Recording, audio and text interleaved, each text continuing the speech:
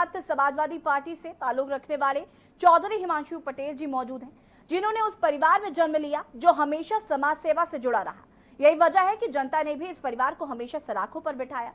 इनके पिता कृष्ण गोपाल पटेल 2 बार खीरी की निघासन विधानसभा से विधायक रह चुके हैं और अपने परिवार की परंपरा को आगे बढ़ाते हुए चौधरी हिमांशु पटेल लगातार क्षेत्र की जनता के बीच जाकर उनके दुख दर्द को बांटने का काम करते हैं। हिमांशु पटेल जी, के न्यूज में आपका बहुत बहुत स्वागत है। जी बहुत बहुत धन्यवाद आपका। सबसे पहला सवाल आपसे पूछना चाहते हैं कि राजनीति को आप किस पैमाने में देखते हैं?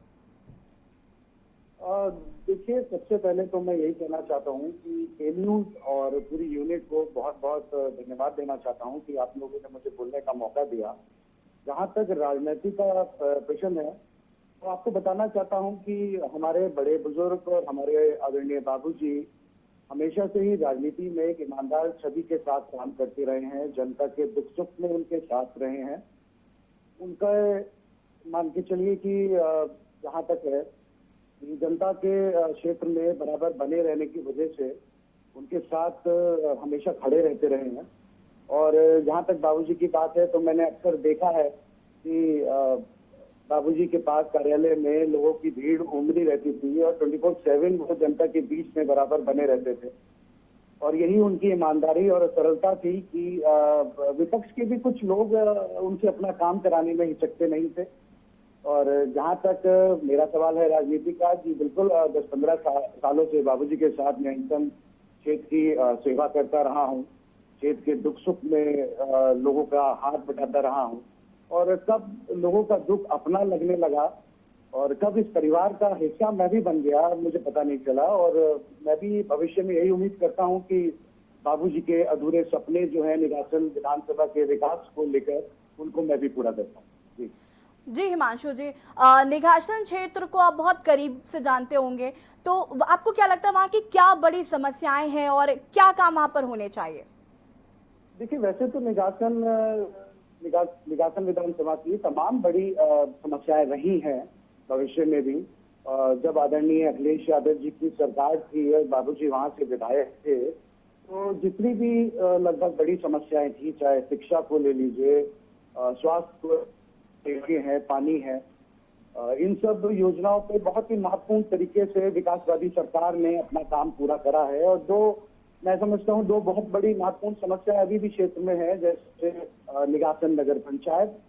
जहाँ तक बात करें निघासन नगर पंचायत की तो 2014 के इलेक्शन के समय में हम लोगों ने जनता से वादा करा था कि हम नगर पंचायत कब्जा निघासन को दिलवाते रहेंगे, क्योंकि सबसे पुरानी तहसील है निघासन जिले की। और इसके लिए हम लोग बराबर प्रयासरत भी रहे। नए सिरे से हम लोगों ने फाइलें बनवाई और विभाग से इसकी क्लियरेंस दिलवाई। और विभाग से क्लियरेंस होने के बाद आदरणीय अखिलेश यादव जी उस समय के मुख्यमंत्री थे, उनके कार्यालय में इस फाइल को भेजने का काम करा, इसको निघासन नगर पंचायत दर्जा दिलाने के। लेकिन दुर्भाग्य कुछ ऐसा रहा कि उस समय कुछ लोग अपने निजी स्वार्थ की वजह से कोर्ट से स्टे ऑर्डर ले आए, जिसकी वजह से निघासन नगर पंचायत का काम पूर्ण रूप से नहीं हो सका। लेकिन अब जाकर कहीं ना कहीं लोगों के प्रयासों से इसका काम चालू हो गया है। और जहां तक दूसरी बड़े मुद्दे का सवाल है निघासन का, तो मैं कहना चाहूंगा निघासन के पचपेड़ी घाट पुल का एक बहुत बड़ा मुद्दा है, जो कि काफी अर्सों से निघासन का एक मुद्दा बना हुआ है। पचपेड़ी घाट पुल के बन जाने से देखिए निघासन में विकास के काम तो तेजी आएगी। जिला मुख्यालय से उसकी दूरी भी कम होगी और व्यापारिक दृष्टिकोण से अगर देखें तो निघासन के अंदर अच्छा खासा विकास इस पुल के बनने से हो सकता है। और जहां तक मेरी समझ है तो अगर हम लोग इसको सुरक्षा के दृष्टिकोण से भी देखें तो इसका बहुत महत्वपूर्ण है, क्योंकि निघासन पूरे जो इलाका है ये पूरे बॉर्डर एरिया पे बसा हुआ है। तो जी हाँ, बिल्कुल निश्चित तौर पे सुरक्षा के दृष्टिकोण से भी इसकी बहुत बड़ी महत्वता है। और मुझे उम्मीद है 2022 में जब जनता आदरणीय अखिलेश यादव जी को पुनः उत्तर प्रदेश का मुख्यमंत्री बनाएगी तो इस पुल के निर्माण का रास्ता भी निश्चित तौर पे साफ होगा। जी हिमांशु जी, अब आपसे ये जानना चाहेंगे कि जो निघासन क्षेत्र की जनता है उसके बीच में आप खुद को कहाँ पाते हैं? देखिए, लगा हम निगासन के बीच में बने रहे हैं, उनके दुख सुख में निगासन की जनता के साथ रहे जी हैं। बिल्कुल। तो मुझे लगता है कि बाबूजी ने निगासन की जनता के बीच में एक परिवार बनाया और एक विशाल परिवार उन्होंने पिछले 10-15 वर्षों से बनाया है। उस परिवार के साथ मैं सदैव उनके दुख सुख में उनके साथ रहता हूँ, निगासन की समस्याओं में मैं उनके साथ रहता हूँ और आगे भी यही करता हूँ कि निगासन की इसी तरीके से सेवा करता रहूँ। जी हिमांशु जी, बात अगर हम निगासन क्षेत्र की करें या लखीमपुर खीरी की भी बात करें तो क्षेत्र के जो किसान हैं उनको गन्ना बोने पर ज्यादा यकीन रखते हैं और गन्ने के भुगतान की जो समस्या है वो हमेशा बनी रहती है। इस पर क्या कहना है आपको?